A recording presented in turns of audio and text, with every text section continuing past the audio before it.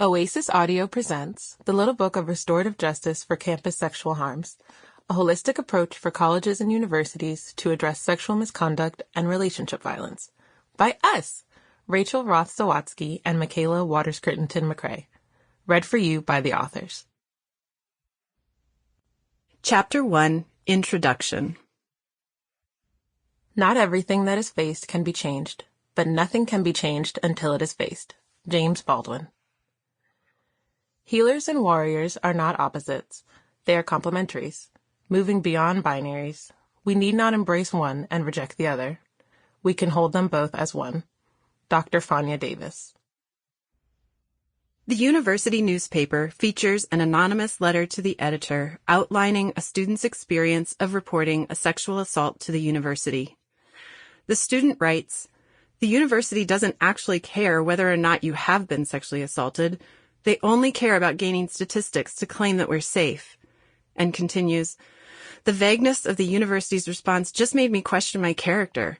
Instead of helping me, the questions I received while seeking help made me feel worse about myself." In another situation, a group of students expresses feelings ranging from annoyance to fear as they meet with their club advisor over the increasingly concerning language and behavior of another student, who is very focused on interacting and engaging with them. So far, the interactions have mostly been awkward, irritating, and uncomfortable. However, the content, frequency, and intensity of the advances are starting to feel like sexual harassment, and the student group is beginning to feel anxious and worried about their safety. The students consider their advisor's suggestion to report to the Title IX office. Title IX is federal legislation designed to protect students from discrimination based on sex and guarantee educational access. However, they are concerned about a potential biased or disproportionate response because everyone involved, including the student making them uncomfortable, comes from various historically marginalized identity groups. They tell their advisor how the university has responded poorly to similar situations. The students decide against making a Title IX complaint, saying, "We don't want a whole big thing, or for them to get in trouble. We just want it to stop."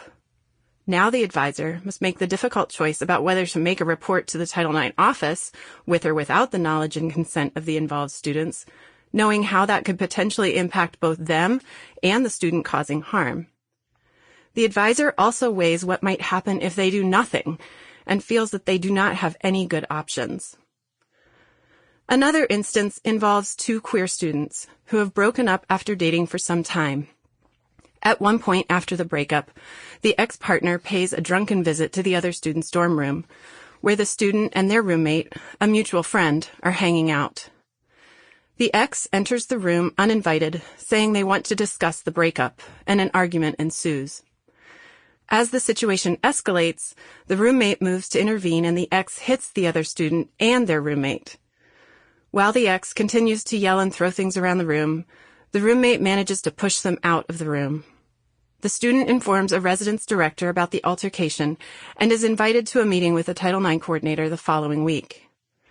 An investigation is initiated based on the facts of the case, which is very complicated and challenging on a small campus with overlapping friend groups.